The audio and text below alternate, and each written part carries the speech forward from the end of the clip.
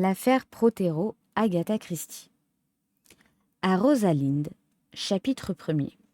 Propos de table. Il n'est pas facile de fixer un début à cette histoire. Pourtant, j'ai choisi un certain mercredi, à l'heure du déjeuner, au presbytère. La conversation qui s'y déroulait n'a guère de rapport avec ce qui va suivre. Tout au plus, une ou deux allusions auront-elles quelques répercussions dans ce récit, plus tard.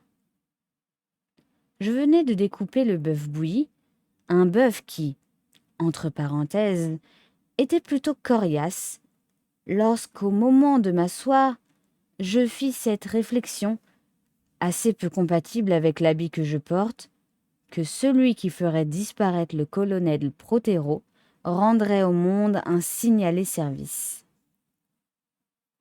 C'est alors que Denis, mon jeune neveu, dit brusquement: « Voilà des paroles qui risquent fort d'être retenues contre vous le jour où on trouvera le bonhomme baignant dans son sang. Et Marie viendra déposer, n'est-ce pas, Marie ? Elle racontera de quel air menaçant vous brandissiez le couteau à découper. » Marie, qui pour des gages de plus en plus élevés fournissait un travail de moins en moins fatigant, se contenta d'annoncer d'une voix forte et en prenant un air affairé: « Les légumes !» Ce disant, elle présentait à Denis un plat tout fendu. « Il a, sans doute, encore été insupportable, » fit ma femme d'une voix plaintive. Je ne répondis pas tout de suite, car Marie, ayant posé bruyamment les légumes sur la table, passait des pâtes à peine cuites et peu appétissantes. « Non merci, » fis-je. Elle remit le plat brusquement sur la table et sortit. « Comme c'est dommage que je sois une maîtresse de maison aussi déplorable, » dit encore ma femme avec, dans la voix, un accent de regret sincère. J'aurais été volontiers de son avis. Ma femme s'appelle Griselda, c'est un nom qui va bien à la femme d'un pasteur. C'est d'ailleurs la seule chose chez elle qui s'accorde avec notre état. Car pour l'indulgence, mon opinion est qu'un pasteur ne devrait pas se marier. Et ce m'est encore un mystère que de savoir les raisons qui m'ont fait supplier Griselda de m'épouser, alors que je ne la connaissais depuis 24 heures à peine. J'ai toujours considéré le mariage comme une chose sérieuse, à laquelle on ne devrait se décider qu'après avoir longuement réfléchi et pour laquelle la similitude des goûts et des penchants est une des conditions les plus indispensables. Griselda a presque 20 ans de moins que moi. Elle est extrêmement jolie et tout à fait incapable de prendre quoi que ce soit au sérieux. Elle est nulle sous tous les rapports et c'est très fatigant de vivre avec elle. Elle considère la paroisse comme un énorme amusement à l'usage de son plaisir. J'ai entrepris de former son esprit, mais sans aucun succès. Aussi, suis-je de plus en plus convaincu que le célibat est nécessaire au clergé. J'ai souvent fait part de cette opinion à Griselda, mais elle s'est contentée d'en rire. « Ma chérie, » lui dis-je, « si seulement vous consentiez à faire un peu plus attention. » Il m'arrive de faire attention, mais, voyez-vous, les choses vont encore plus mal quand je m'en occupe. Ah, non, je ne suis pas de l'espèce des maîtresses de maison. Je trouve que le mieux est encore de laisser Marie faire à sa tête, et j'ai pris mon parti de vivre d'une façon peu confortable et de manger médiocrement. « Que faites-vous de votre mari ? » fis-je avec une nuance de reproche. Et, me souvenant du démon qui invoque l'écriture à ses propres fins, j'ajoutai: et elle s'occupait des choses de la maison. Songez donc à la chance que vous avez de ne pas être dévoré par les lions ou brûlé sur un bûcher, interrompit brusquement Griselda. La mauvaise nourriture, la poussière et les mouches mortes, bah, tout cela ne vaut pas la peine de faire une histoire. Racontez-moi plutôt ce que vous avez eu avec Protéro. Après tout, les premiers chrétiens avaient bien de la chance de ne pas avoir de marguillier. Quelle vieille bête prétentieuse que ce Protéro, dit Denis. Ce n'est pas étonnant que sa première femme l'ait quitté. Je ne vois guère, en effet, comment elle aurait pu faire autrement, ajouta ma femme. Griselda, fis-je d'un ton sec, je ne supporterai pas que vous parliez de la sorte. Voyons, mon chéri, dites-moi ce que vous avez eu avec lui. À quel sujet? Est-ce encore à propos de Mr. Havès, qui passe son temps à tout désapprouver en gesticulant de la tête ou de la main? Havès est notre nouveau vicaire. Nous l'avons depuis 3 semaines. Ses idées sont très high church et il fait maigre le vendredi. High church, haute église, les membres de la haute église admettent le cérémonial traditionnel. Le colonel Protéro, au contraire, est un adversaire résolu de tout cérémonial.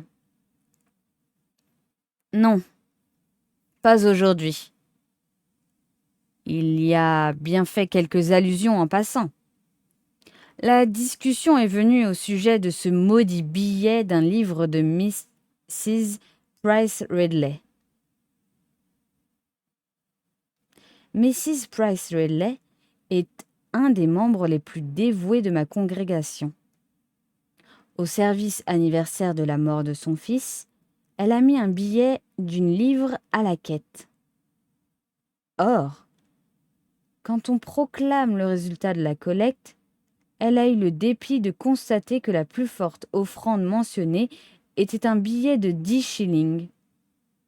Elle est venue s'en plaindre à moi, et je lui ai fait remarquer, avec quelques apparences de raison, qu'elle avait pu se tromper.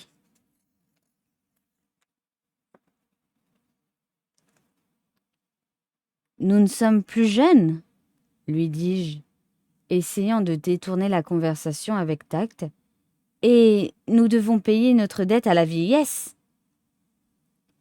Bien que cela puisse paraître étrange, ces mots eurent le don de l'irriter. Elle dit que cet incident lui semblait fort louche et qu'elle était surprise de voir que je n'étais pas de son avis. Puis, elle disparut et je crois qu'elle s'en fut alors raconter ses malheurs au colonel Protéro. Vous savez que le colonel est un homme qui prend du plaisir à faire une histoire chaque fois que l'occasion s'en présente. Une fois de plus, il a donc fait une histoire. C'est bien dommage que tout cela soit arrivé un mercredi.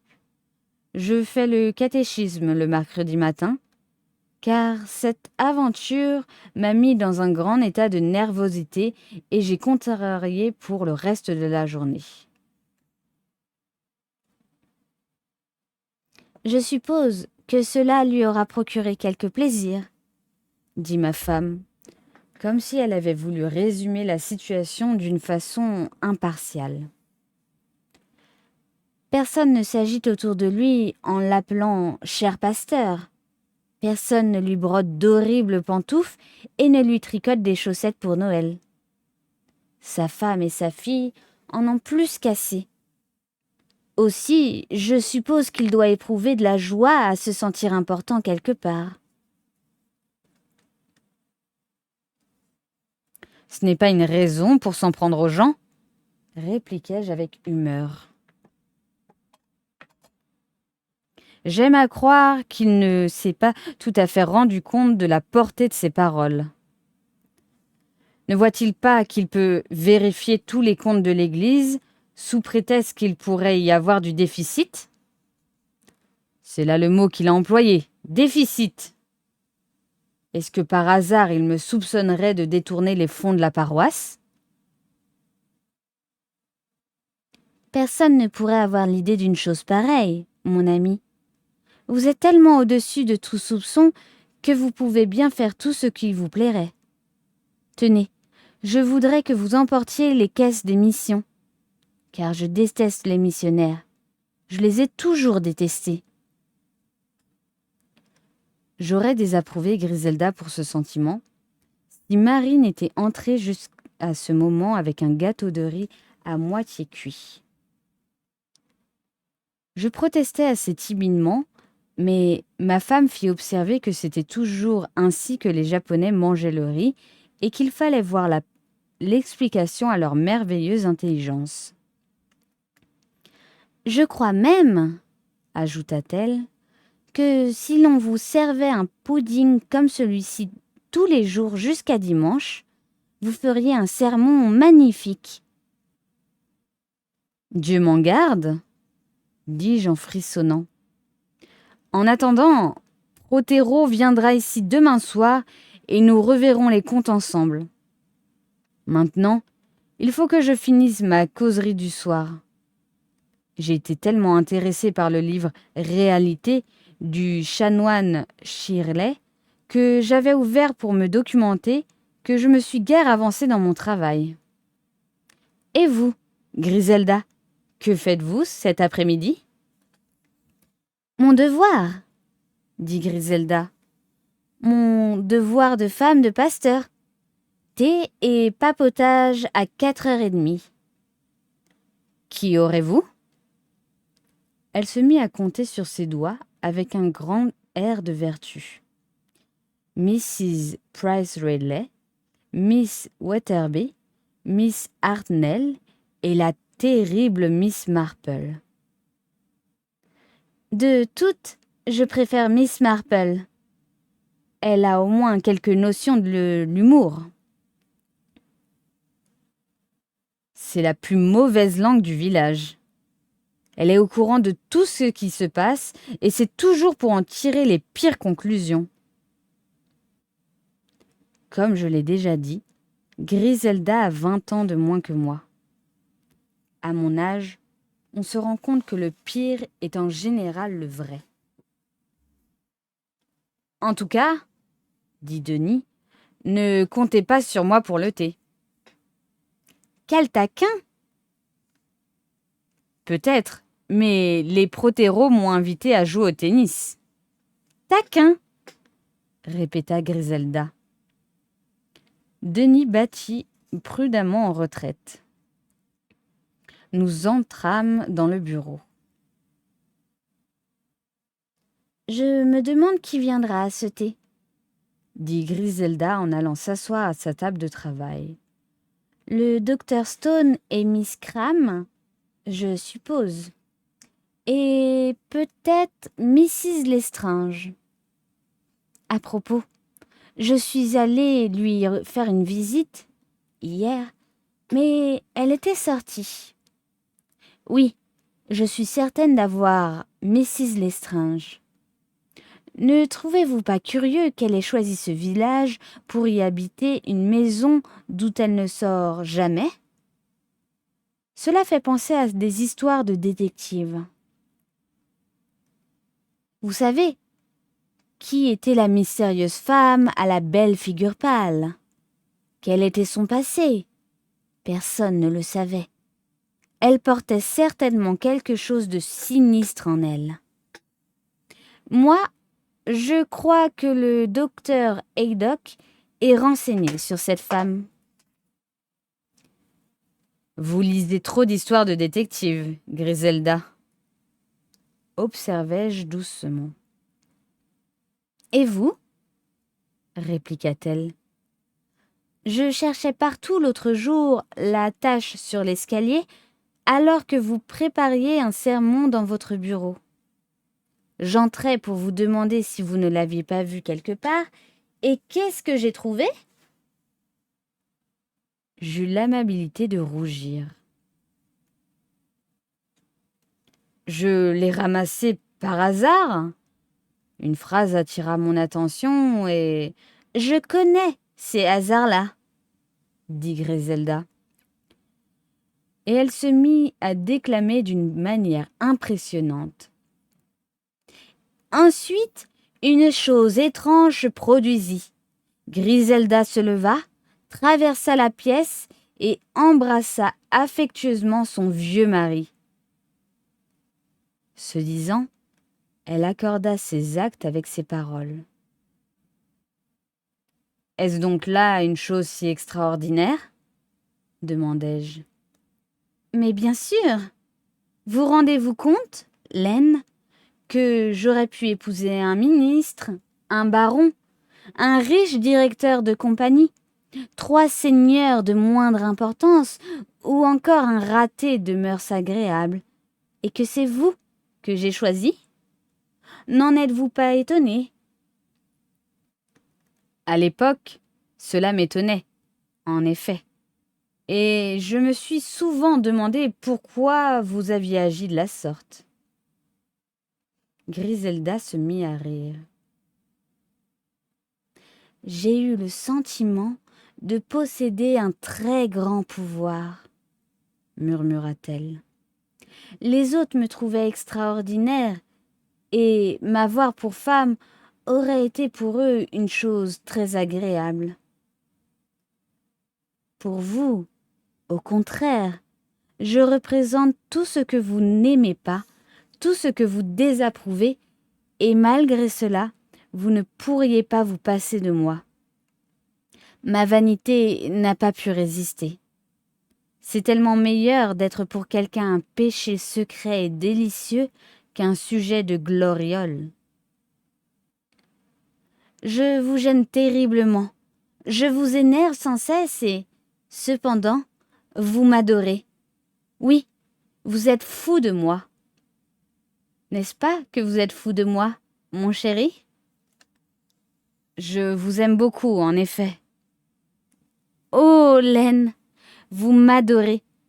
Vous souvenez-vous du jour où je suis restée à Londres et où je vous ai envoyé un télégramme que vous n'avez pas reçu parce que la sœur de la directrice des postes avait eu, ce jour-là, 2 jumeaux et que celle-ci avait oublié d'envoyer porter la dépêche?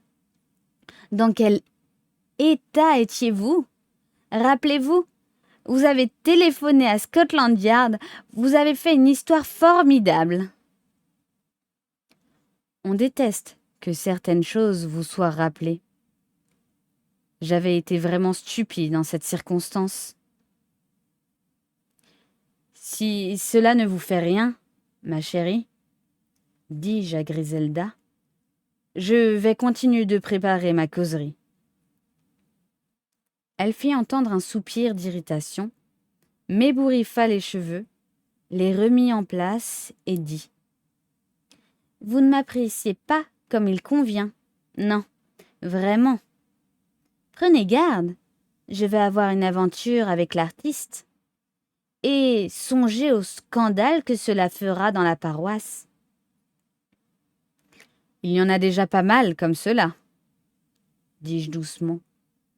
Griselda éclata de rire, m'envoya un baiser et disparut par la porte-fenêtre. Chapitre 2. Le thé de Griselda. Griselda est vraiment agaçante. En quittant la table après déjeuner, je me trouvais dans d'excellentes dispositions pour préparer un discours énergique. Maintenant, j'étais agitée et assez ennuyée. Au moment précis où j'allais me mettre à ce sermon, Létice Prospero entra en coup de vent. C'est avec intention que j'emploie l'expression « en coup de vent ». J'ai lu des romans où la jeunesse déborde de joie de vivre, de cette superbe vitalité qui est son apanage. Et moi, je trouve que tous les jeunes gens et les jeunes filles qu'il m'arrive de rencontrer ont l'air d'aimables fantômes. Létice faisait précisément penser à un fantôme. Cet après-midi-là, C'est une jolie fille, grande et blonde, qui semble toujours dans la lune. Elle entra donc en coup de vent par la porte-fenêtre, enleva machinalement le béret qu'elle portait et murmura d'un air surpris. « Tiens, c'est vous ?» Il y a un sentier qui conduit par les bois de Old Hall à la barrière de notre jardin et même juste à la fenêtre du bureau. Cela évite de faire un long détour par la route pour venir à la porte d'entrée. Je ne fus donc pas surpris de voir Laetitia arriver par ce chemin-là, mais ce qui me vexa, ce fut son étonnement, et je ne pus m'empêcher de lui dire : « Quand vous venez dans un presbytère, vous devez bien vous attendre à trouver un pasteur. » Elle avança et s'écroula plus qu'elle ne s'assit dans un de mes grands fauteuils. La main dans les cheveux, elle fixait le plafond. « Denis est-il là ? » ?»« Je ne l'ai pas vu depuis le déjeuner. Je croyais qu'il devait aller faire du tennis chez vous. »« Oh ! J'espère qu'il n'y est pas allé, car il ne trouverait personne à la maison. » »« Il nous a cependant dit que vous l'aviez invité. »« C'est possible. Seulement, c'est vendredi que j'ai fait mon invitation, et aujourd'hui, c'est mardi. »« Mais non, c'est mercredi. »« Alors, c'est terrible, car c'est la 3e fois que j'aurais oublié d'aller déjeuner chez des amis. » Heureusement, cela ne semblait pas la contrarier outre mesure. « Griselda est-elle là ? » ?»« Je crois que vous la trouverez avec Laurence Redding dans l'atelier au fond du jardin. »«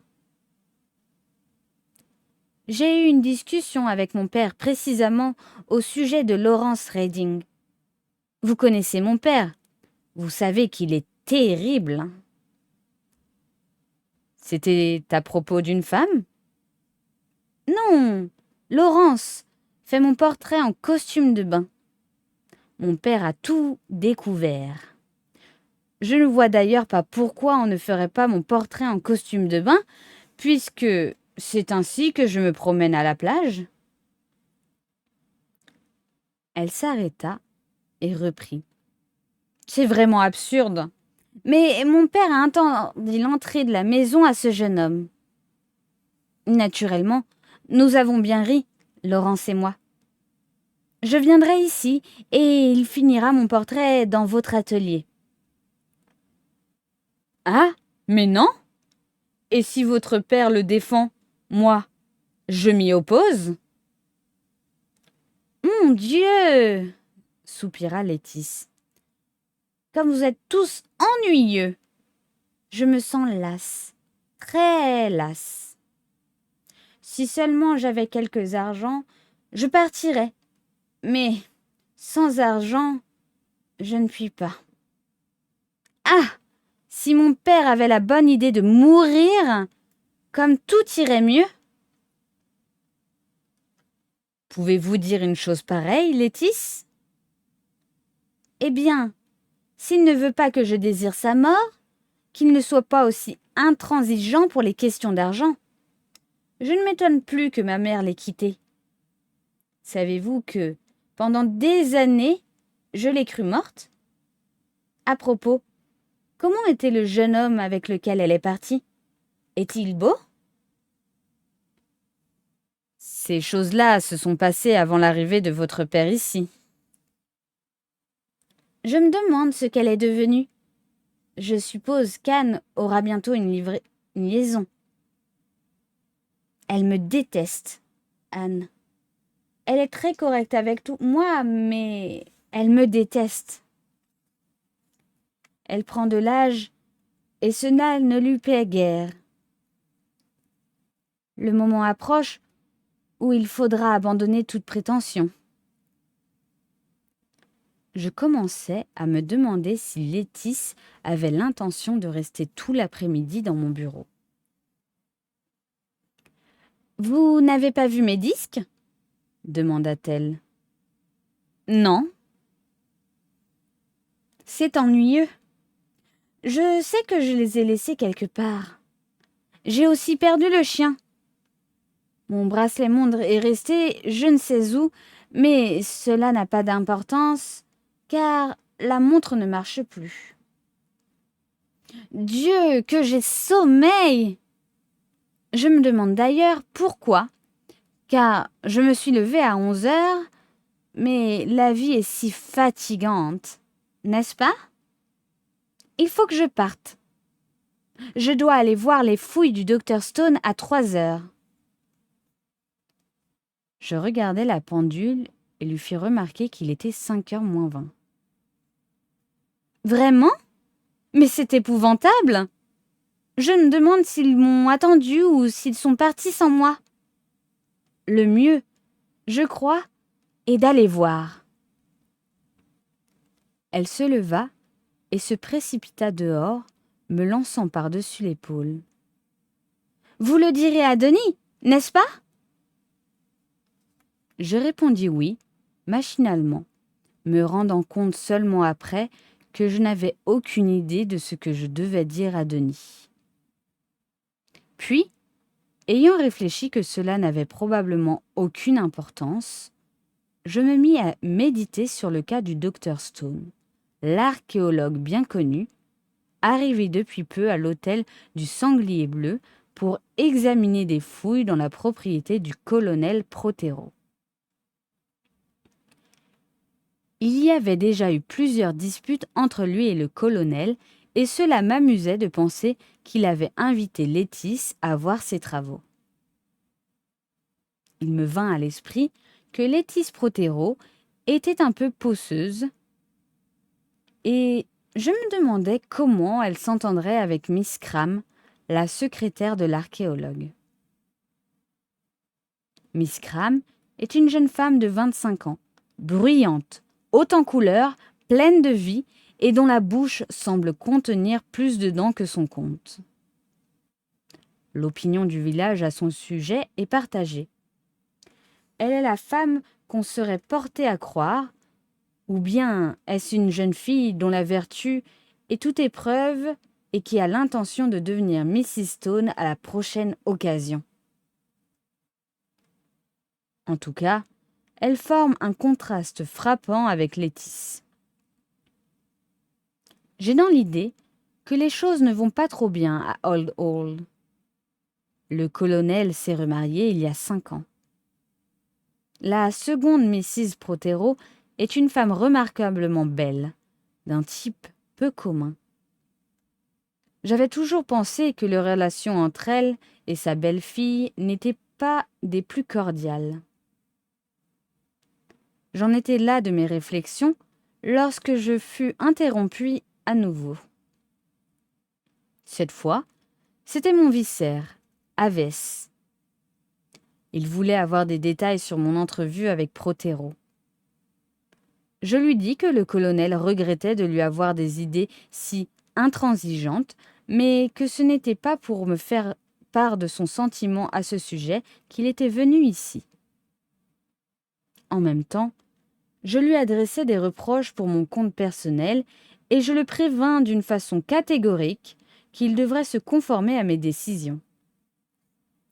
Havès prit assez bien mes observations. Lorsqu'il fut parti, j'éprouvai quelque remords de ne pas l'aimer davantage.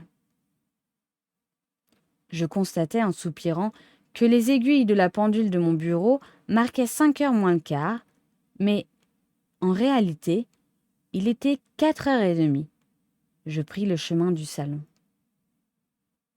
4 de mes paroissiennes étaient là, leur tasse de thé à la main. Griselda se tenait derrière la table. Elle faisait visiblement son possible pour paraître tout à fait dans son élément, mais elle ne réussissait qu'à être plus déplacée que jamais. Je serrai les mains à la ronde et pris place entre Miss Marple et Miss Wetherby. Miss Marple est une vieille dame à cheveux blancs. Elle a l'air doux et aimable. Miss Wetherby, au contraire, est un mélange de vinaigre et de violence. Pourtant, des deux, la plus dangereuse, c'est Miss Marple. Nous parlions, dit Griselda d'une voix mielleuse, du Dr Stone et de Miss Cram. Des vers assez vulgaires composés par Denis sur la secrétaire me vinrent à l'esprit.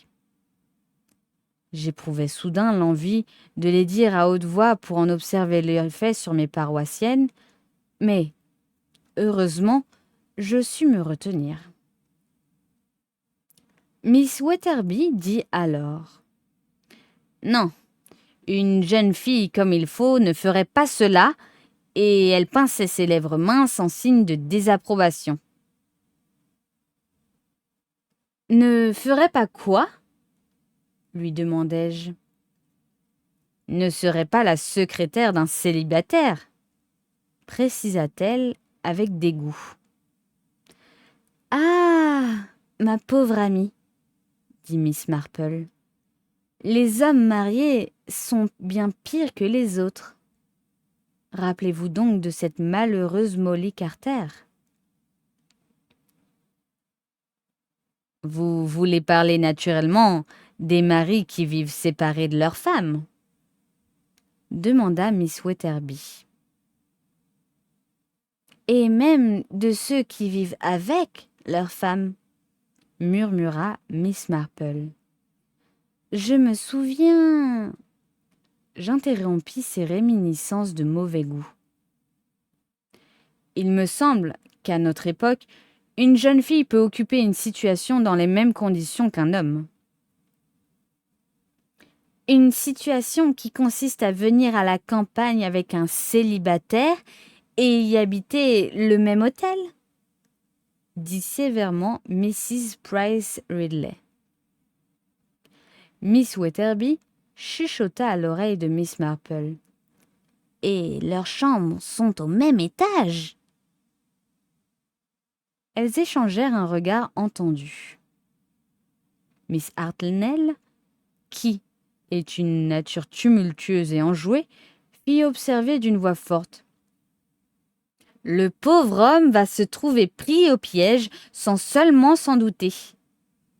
Il est aussi naïf que l'enfant qui n'est pas encore né. Vous voyez ça d'ici. C'est absolument dégoûtant, continua Miss Hartnell, avec son manque de tact habituel. Il a au moins 25 ans de plus qu'elle. Elle n'alla pas plus loin. 3 voix féminines l'interrompirent ensemble, chacune suivant un sujet différent. L'une se mit à parler de l'excursion des enfants de chœur, l'autre du regrettable incident qui s'était produit à la dernière réunion des mères de famille, la troisième des tableaux de notre église. Miss Marple lança un coup d'œil malicieux à Griselda. « Ne croyez-vous pas, dit ma femme, que Miss Cram se contente d'apprécier une situation intéressante et qu'elle ne considère le docteur Stone que comme son patron ?» Tout le monde s'était tu. Sans doute, pas une de ces 4 dames ne partageait cet avis.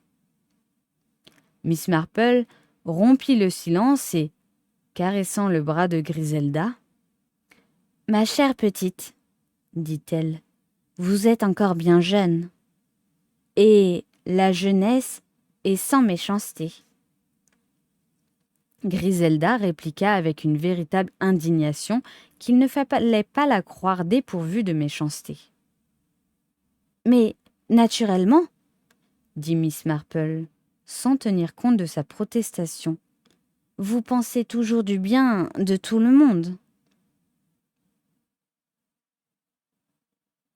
Voyons, croyez-vous sérieusement que Miss Cram veuille épouser cet ennuyeux bonhomme chauve ? Je crois qu'il a de la fortune, dit Miss Marple. Je crains bien qu'il n'ait aussi un mauvais caractère. n'a-t-il pas eu l'autre jour une sérieuse discussion avec le colonel Prothero? Et toutes se penchèrent pour mieux entendre. Le colonel lui a dit qu'il n'était qu'un ignorant. Ça ne m'étonne pas de Prothero, et c'est tellement absurde, ajouta Mrs. Price Ridley. Moi non plus, interrompit Miss Marple. Cela ne m'étonne pas du colonel. Mais quant à dire que c'est absurde... Vous souvenez-vous de cette femme qui vint un jour ici, disant qu'elle quêtait pour des œuvres? Elle disparut après avoir recueilli de nombreuses souscriptions et on apprit qu'elle n'appartenait à aucune association de bienfaisance. On est souvent porté à être trop confiant et à juger les autres d'après soi-même. Je n'aurais jamais pensé à dépeindre Miss Marple sous les traits d'une personne confiante. N'y a-t-il pas une histoire au sujet de ce jeune peintre, Mr. Redding? Demanda Miss Wetherby. Miss Marple opina de la tête. Le colonel Prothero l'a mis à la porte de chez lui. Il paraît qu'il faisait le portrait de Létice en costume de bain. Imaginez l'impression que fit une telle révélation. J'avais toujours pensé qu'il y avait quelque chose entre eux, dit Mrs. Price Ridley. Ce jeune homme est toujours à rôder par là. C'est dommage que cet enfant n'ait pas sa mère. Une belle-mère, ce n'est jamais la même chose. Je crois pourtant que Mrs. Prothero fait de son mieux, répondit Miss Hartnell. Oui, mais les jeunes filles sont tellement rusées, déplora Mrs. Price Ridley.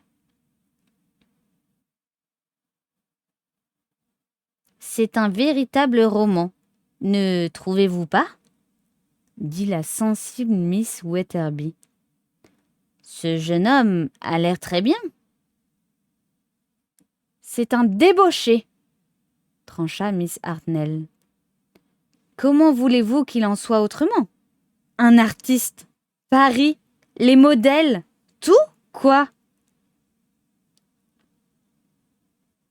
La peindre en costume de bain, s'indigna Mrs. Price Ridley. Ce n'est tout de même pas convenable. Il fait aussi mon portrait, laissa tomber négligemment Griselda. Mais pas en costume de bain, cher ami, rétorqua Miss Marple. C'est peut-être pis, affirma Griselda d'une voix solennelle. Espiègle, s'écria Miss Hartnell, voulant faire preuve de largeur d'esprit, alors que les autres paraissaient légèrement choqués. Cette chère Létice vous a-t-elle raconté ses déboires? Me demanda Miss Marple. Si elle m'a raconté... Oui, je l'ai vue traverser le jardin et se diriger vers la porte-fenêtre de votre bureau. Miss Marple voit toujours tout. Le jardinage est pour elle un prétexte, et l'habitude d'observer les oiseaux avec des jumelles peut aussi servir d'excuse. Oui, elle m'en a parlé, avouai-je. Mr. Harvey paraissait contrarié, dit Miss Marple. J'espère que son travail ne le fatigue pas trop. Oh! S'écria Miss Wetherby avec animation. J'oubliais que j'ai des nouvelles à vous apprendre. J'ai vu le docteur Haydock sortir de la maison de Mrs. Lestrange. Elles se regardèrent. Elle est peut-être malade? Suggéra Mrs. Price Ridley. Dans ce cas, La maladie a été bien subite, fit Miss Hartnell, car je l'ai vue se promener dans son jardin cet après-midi vers 3 heures. Elle paraissait en excellente santé. Elle et le docteur Haydock doivent être des amis de vieille date, dit encore Mrs. Price Ridley. Mais il s'est toujours montré là-dessus d'une extrême discrétion. C'est curieux, continua Miss Wetherby, qu'il n'y ait jamais fait allusion. À vrai dire, commença Griselda mystérieusement et à voix basse. Elle prit un temps, et toutes se penchèrent en avant avec plus d'intérêt encore. Il se trouve que je suis au courant, reprit solennellement Griselda. Son mari était missionnaire. C'est une terrible histoire. Il fut mangé, mais oui, mangé. Et elle fut contrainte de devenir la femme du chef des cannibales. Le docteur Haydock, qui se trouvait là-bas en expédition, l'a sauvée. Pendant quelques instants, l'étonnement fut à son comble. Puis, Miss Marple dit encore avec un air de reproche, mais dans un sourire, « Espiègle !» et elle donna quelques petits coups sur le bras de Griselda. « C'est très imprudent ce que vous faites là, ma chère. Si vous forgez ainsi des histoires, les gens sont capables de les croire. Et parfois, cela amène des complications. » Il y eut un froid dans l'assistance. 2 des dames se levèrent pour prendre congé. « Je me demande s'il y a quelque chose entre la jeune Laurence et Létice, » dit encore Miss Wetherby. « Cela m'en a tout l'air. Qu'en pensez-vous, Miss Marple ?» Miss Marple semblait pensive. « Moi, je ne crois pas. Pas avec Létice. Peut-être avec une autre que Létice. Mais le colonel a dû le supposer. Il m'a toujours donné l'impression d'être stupide, dit Miss Marple. Tout à fait l'homme qui se met en tête une idée fausse et qui ne veut pas s'en démordre. Vous souvenez-vous de Joe Bucknell, le tenancier du sanglier bleu? Quel chambard il faisait après sa fille qui, croyait-il, flirtait avec le jeune Bailey. Et c'était de sa copine de femme qu'il s'agissait. Tandis qu'elle parlait, elle regardait Griselda bien en face. J'avais une envie folle de me mettre en colère. « Ne croyez-vous pas, Miss Marple, lui dis-je, que nous sommes portés à trop laisser marcher nos langues? La charité chrétienne ne doit pas penser au mal, vous le savez. On peut faire beaucoup de mal avec des médisances. » Cher pasteur, vous êtes tellement au-dessus des choses de ce monde. Mais, pour ma part, je crains bien, pour avoir observé depuis longtemps la nature humaine, qu'il ne faille en attendre que peu de choses de bon. Certes, les bavardages des gens oisifs ne sont ni recommandables ni charitables, mais ils sont souvent vrais, n'est-ce pas? Sur ce dernier trait, Miss Marple rentra chez elle. Chapitre 3. Anne et Laurence. « Quelle commère est méchante avec ça !» s'écria Griselda aussitôt que la porte se fut refermée. Elle fit une grimace dans la direction où les visiteuses venaient de partir. Puis, me regardant, Elle éclata de rire. « Laine, sincèrement, vous ne me supposez pas de flirter avec Lawrence Reading ?»« Mais bien sûr que non, ma chérie. Cependant, vous avez bien cru que c'était à cela que Miss Marple faisait allusion.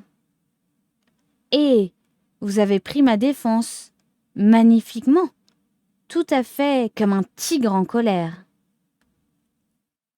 Je me sentis un peu gênée. On ne devrait jamais pouvoir comparer un pasteur à un tigre en colère. Je pensais bien pourtant que Griselda exagérait. J'en profitai pour élever une protestation. « Savez-vous, Griselda, que vous devriez faire attention à ce que vous dites ?» Alors elle. « Vous voulez parler de l'histoire des cannibales ? Ou c'est parce que j'ai laissé entendre que Laurence faisait mon portrait toute nue ? Si elle savait qu'il me peint vêtue d'un épais manteau avec un trait au col de fourrure, un manteau dans lequel on pourrait se présenter devant le pape lui-même, et qui ne découvre pas le moindre morceau de chair, car tout est absolument correct. D'ailleurs, Laurence n'essaye jamais de me faire la cour. Je me demande même pourquoi. C'est certainement parce qu'il sait que vous êtes une femme mariée. N'ayez donc pas l'air de sortir de l'arche de Noé, Laine. Vous savez fort bien qu'une femme jeune et jolie, mariée à un homme mûr, est un présent du ciel pour un jeune homme. Il doit y avoir à son attitude une autre raison, car je ne manque pas de charme, n'est-ce pas ? Mais vous ne désirez pas qu'il vous fasse la cour ?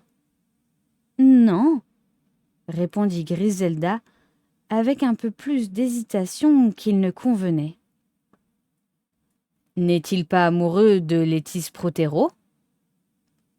Cela ne semblait pas être l'avis de Miss Marple. Miss Marple peut se tromper ? Miss Marple ne se trompe jamais. Elle est de l'espèce de ces vieilles commères qui ont toujours raison. Elle s'arrêta un instant et ajouta en me jetant un regard de coin. Vous me croyez, n'est-ce pas, Laine, quand je dis qu'il n'y a rien entre Laurence et moi ? Mais certainement, ma chère Griselda, dis-je, un peu surpris. Ma femme vint vers moi et m'embrassa. Je voudrais bien que vous ne vous laissiez pas induire en erreur aussi facilement. Vous devez toujours me croire. C'est bien ainsi que je l'entends. Mais, ma chérie, je vous en supplie, surveillez votre langue et faites attention à vos paroles. Rappelez-vous que ces femmes-là sont totalement dépourvues d'humour et qu'elles prennent tout au sérieux.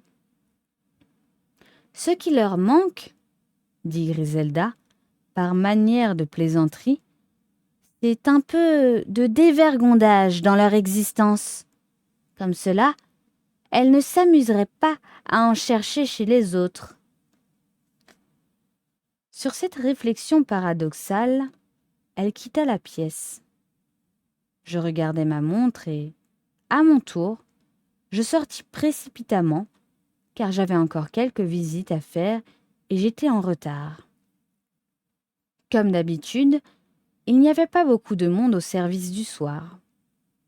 Quand je quittai l'église, après avoir enlevé ma soutane dans la sacristie, je ne vis en tout et pour tout qu'une femme qui regardait les vitraux. Nous en possédons quelques-uns d'assez anciens, et d'ailleurs notre église n'est pas sans intérêt.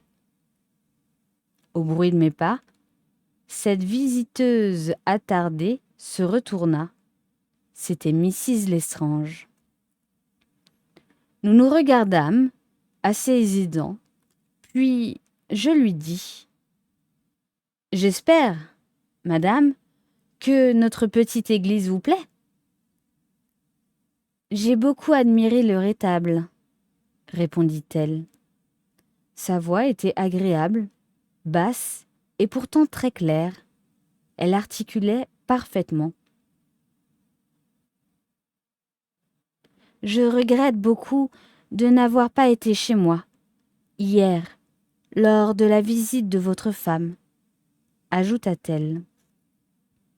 Nous parlâmes encore quelques minutes de l'église. C'était, évidemment, une femme cultivée et elle connaissait l'art religieux. Nous sortîmes ensemble et prîmes le même chemin, car une des routes qui conduisirent au presbytère passe devant chez elle. En arrivant à la grille, elle proposa aimablement. « Mais entrez donc, et dites-moi ce que vous pensez de mes transformations. » J'acceptai l'invitation. Littlegate appartenait précédemment à un colonel anglo-hindou et j'éprouvais un véritable soulagement à constater que la table de cuivre et les bouddhas avaient disparu. Maintenant, c'était meublé très simplement, avec un goût exquis. On ressentait une impression d'harmonie et de repos. Cependant, je me demandais de plus en plus ce qui avait pu amener à St. Mary Maid une personne comme Mrs. Lestrange. De toute évidence, c'était une femme du monde. Quelle drôle d'idée de venir s'enterrer au fond de ce village! Dans son grand salon clair, j'avais le loisir de l'observer de près pour la première fois. Mrs. Lestrange était très grande. Sa chevelure blonde avait des reflets roux. Ses sourcils et ses cils étaient noirs. L'étaient-ils artificiellement? L'étaient-ils naturellement? Je ne saurais le dire. Si cependant elle était fardée, ce que je pense, c'était avec art. Sa figure au repos avait quelque chose d'énigmatique et elle avait les yeux les plus étranges que j'ai jamais vus, des yeux presque dorés. Elle était vêtue avec élégance et possédait cette aisance de manière qui décèle la femme bien élevée. Cependant, il y avait en elle quelque chose d'étrange et de déconcertant. Je pensais au mot « sinistre » employé par Griselda pour la qualifier. Bien sûr, c'était absurde. Mais, après tout, était-ce tellement absurde? Une pensée me vint spontanément à l'esprit. Une telle femme était capable de tout. Notre conversation était tout à fait normale. Peinture, livres, vieille église. Pourtant, j'eus l'impression très nette qu'il y avait autre chose. Oui, autre chose de tout différent qu'aurait désiré me confier Mrs. Lestrange. Je surpris une ou deux fois son regard qui m'observait. J'y devenais une hésitation, comme s'il lui était impossible de prendre une décision. Visiblement, elle ne voulait pas porter la conversation sur le terrain personnel. Aucune allusion, soit à son mari, soit à des amis ou des parents. Et pourtant, ses yeux avaient toujours cette expression suppliante qui semblait dire « Vais-je me confier à vous? Je le voudrais bien. Ne pourriez-vous m'y aider ?» Mais cette expression elle-même s'évanouit, et peut-être, après tout, n'avait-elle été qu'une création de mon esprit. J'eus le sentiment que l'on me priait de me retirer. Je me levai pour prendre congé.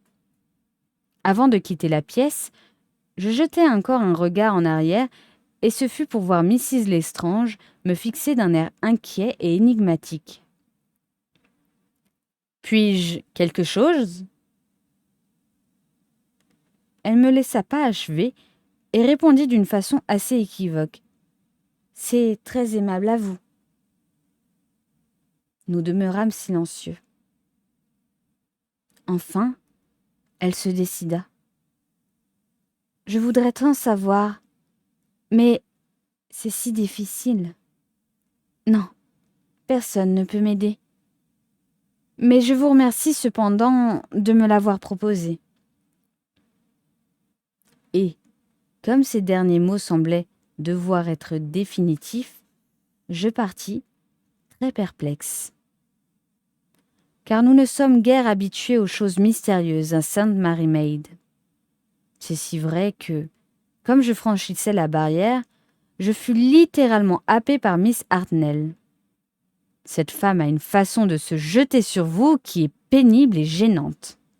« Je vous ai vu ?» s'écria-t-elle avec une gaieté forcée. « Je vous attendais avec tant d'impatience. Maintenant, dites-moi tout ce que vous savez. » « Mais à quel sujet ? » ?»« Sur cette femme mystérieuse. Est-elle veuve ?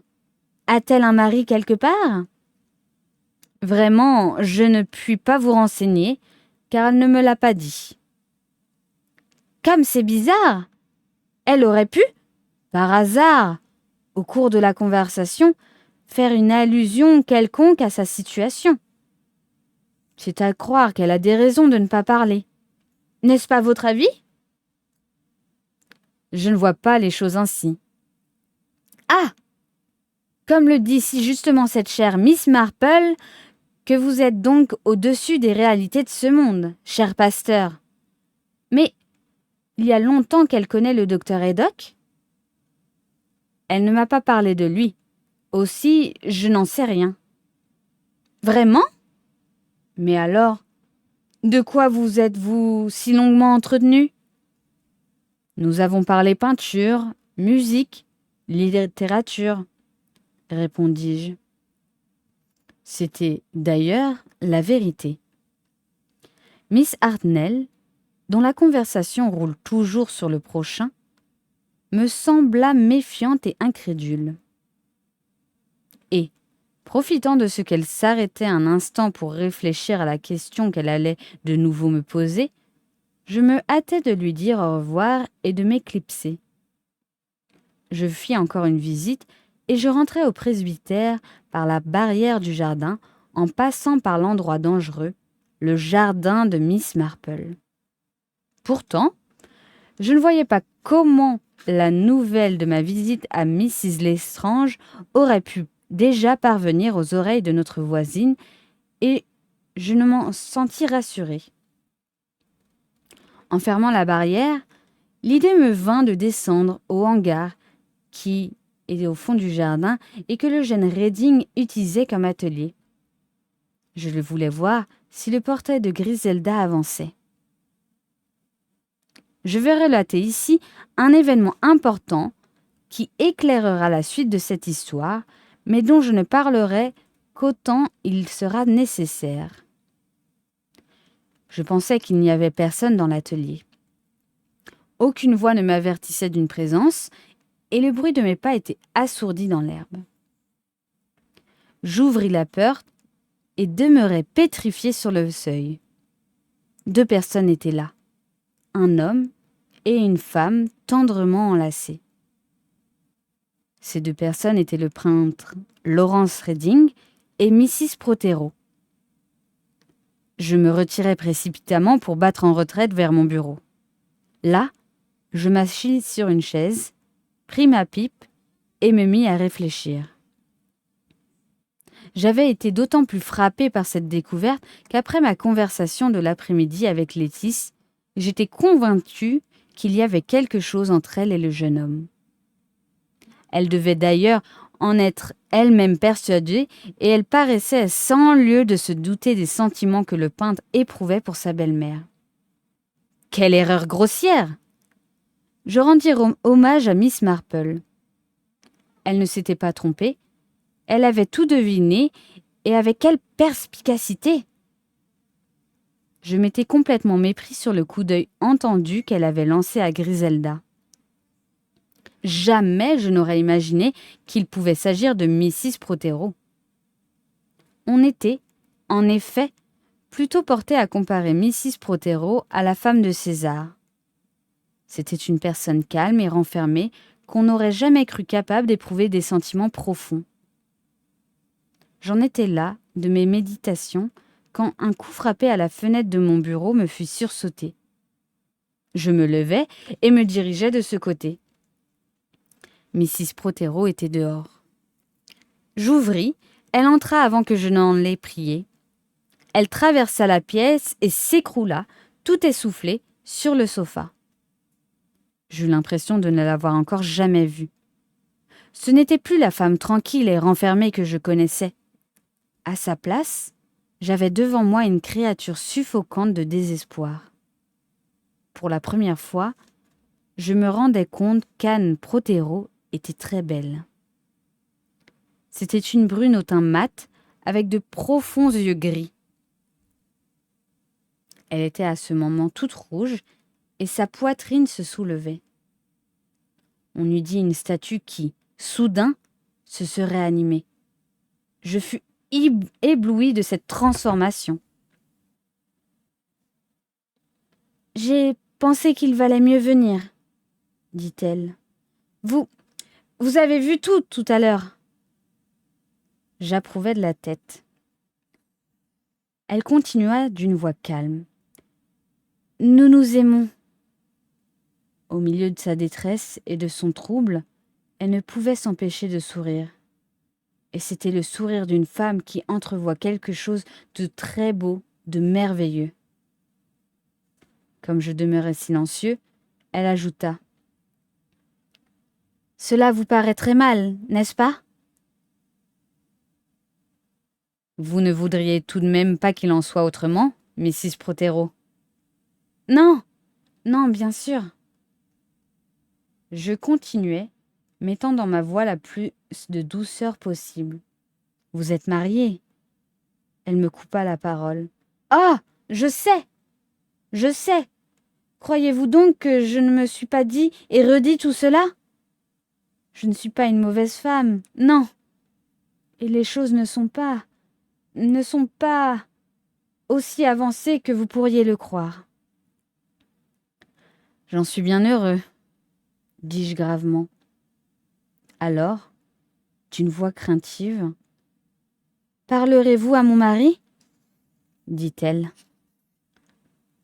Je répondis assez sèchement. C'est curieux. On semble toujours croire qu'un pasteur soit incapable de se comporter en gentleman. Elle tourna vers moi des yeux pleins de reconnaissance.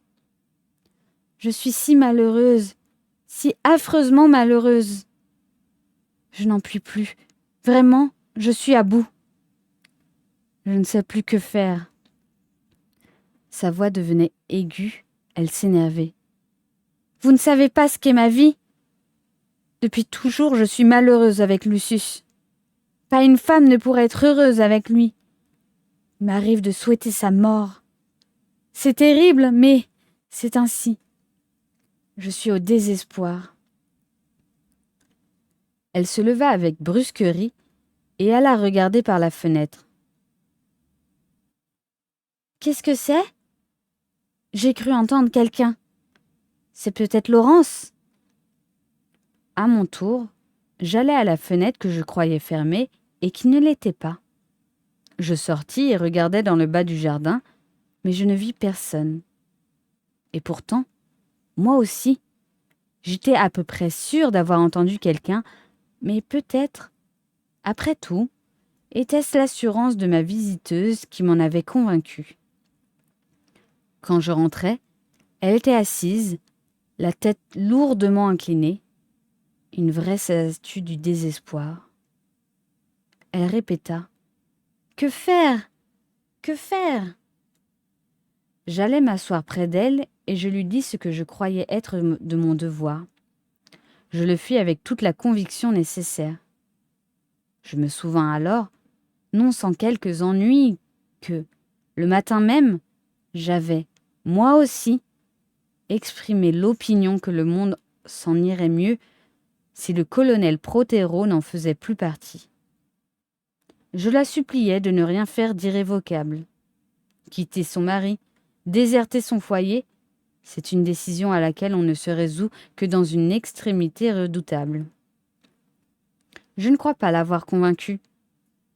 J'ai une assez longue expérience de la vie pour savoir qu'il est vain de vouloir faire entendre raison à celui qui est amoureux, mais je suis persuadée que mes paroles lui apportèrent tout de même quelques apaisements. Quand elle se leva pour partir, elle me remercia et promit de tenir compte de ce que je venais de lui dire. Néanmoins, je me sentis très inquiet. Je comprenais que j'avais méconnu la nature d'Anne Protéro. Elle m'apparaissait à présent comme une femme désespérée, tout entière à sa passion et que rien ne saurait arrêter. Oui, elle était sauvagement, follement amoureuse de Laurence Reading, comme peut l'être une telle femme d'un homme plus jeune qu'elle. Tout cela ne présageait rien de bon.